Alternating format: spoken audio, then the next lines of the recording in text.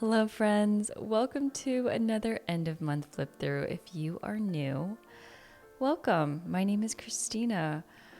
March was there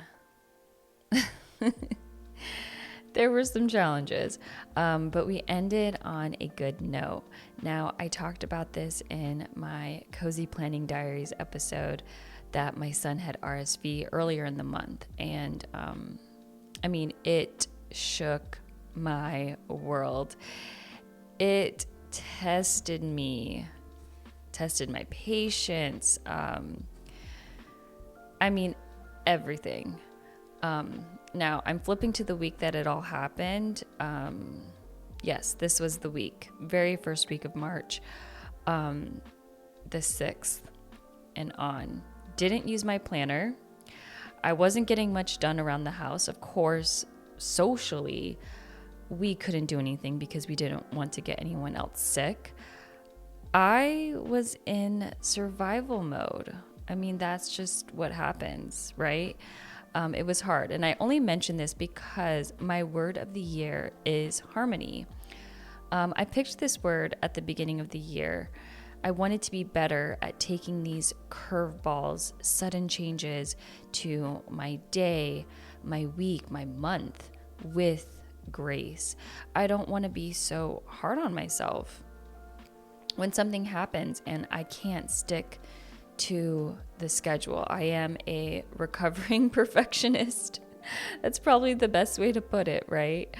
But yeah, that is why I picked harmony. So while our family was going through a very stressful time, I kept reminding myself that harmony is my word of the year. In the moment, I felt like I handled a sick baby and my husband simultaneously out of town for work with grace. I did it gracefully. When I tell you I was tested, I was tested. So having that word in my mind truly helped. So I know we're in the second quarter of the year and maybe you don't have a word for the year, but let me encourage you. It's not too late to have a word for the year. It's not too late to make a vision board. It doesn't matter. You could do these things at any point in the year when you're feeling inspired or just need some motivation. Now, if you have no idea where to start or how to come up with a word for the year, here are a couple of prompts to help. 1, what do you want to do in the next year? And maybe come up with some action words, for instance, to run, to support, to create, to listen. This is a good starting point when you're just brainstorming. Number 2, what do you want to accomplish this year?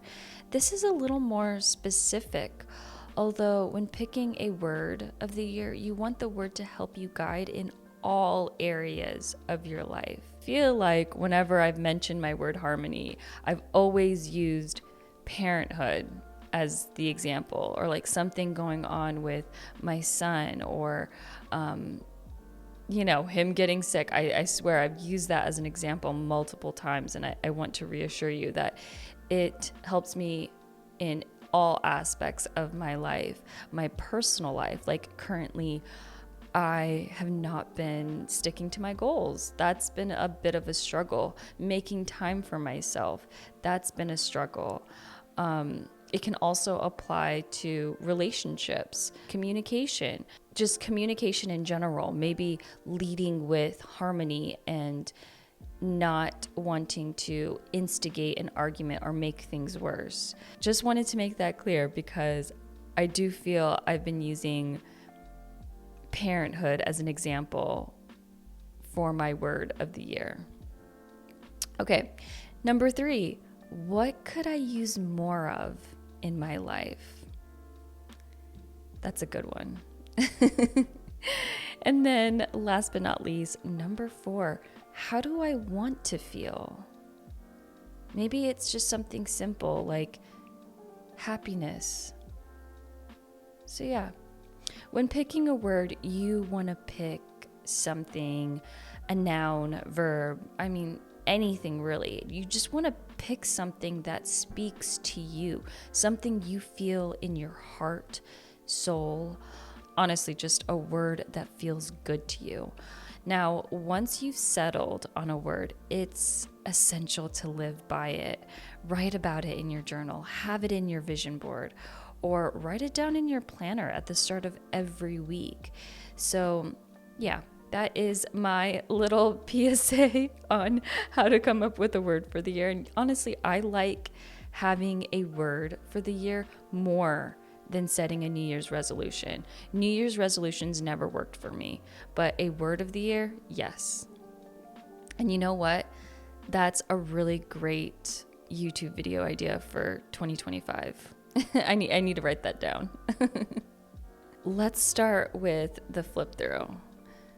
I personalized the cover pages of the monthly overview section with a Polaroid, just one. I did it for every month. Yeah, and I only did just one photo, one Polaroid. I mean, I could fit 4 if I really wanted to, but I don't know. Something about having one is aesthetically pleasing. I love the simplicity, and not that like this one single moment defines my month. That's what journaling is for, but shining light on it does bring me back to this moment. Like I love this new addition to my setup. Last month, I used the cloth and paper platinum spotlight stickers and this gorgeous washi tape. I love this combo.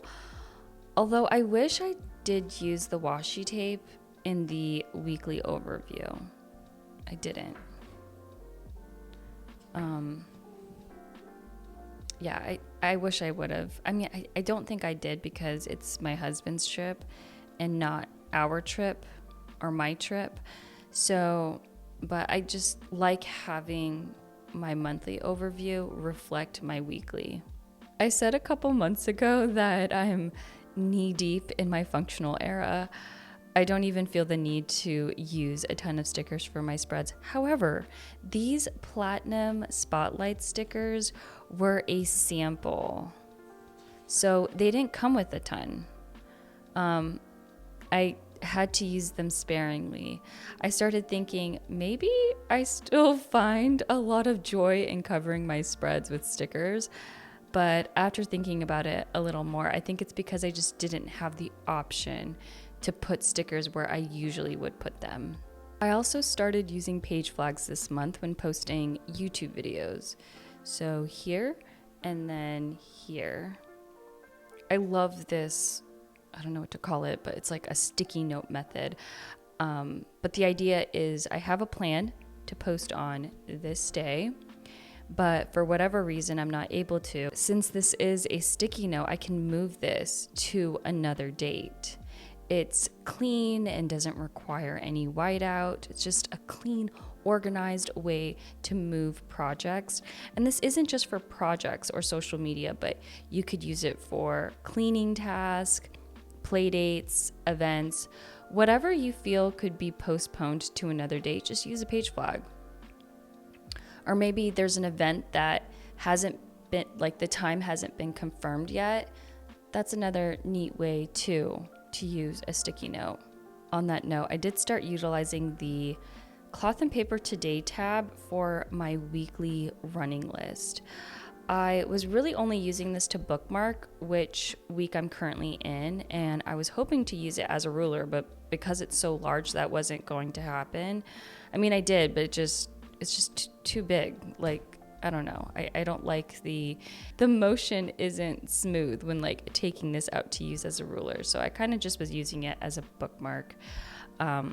So using this to house my running to-do list is an even better idea. I stopped keeping up with my running list. Let's see. Back in January, I think it was the second week. Yeah, it was. Actually, the third week. Yeah.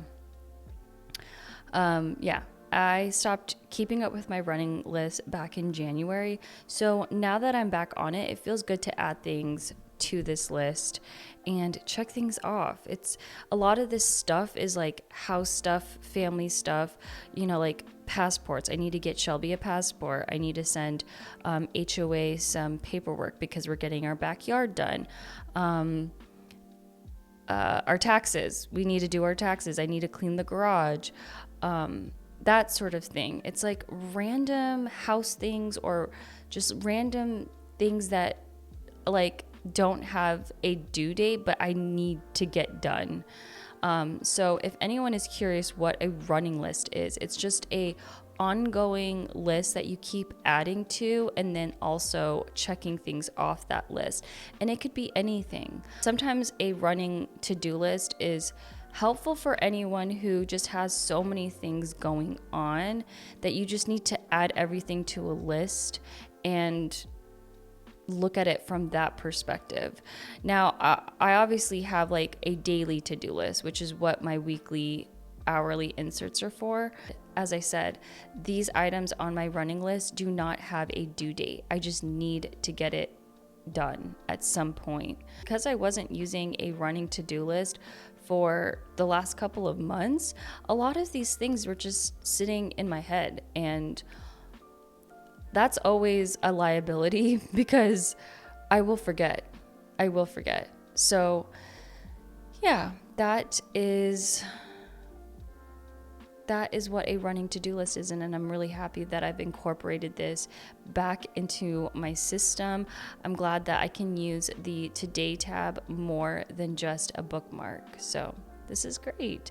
And I could also use the Today tab just for additional lists. Like, so I do have a lot of space in my weekly inserts, but sometimes I need more room. That is the update and flip through of my planner back in March. Thank you for joining me for another video. I'll see you on the next one. Bye.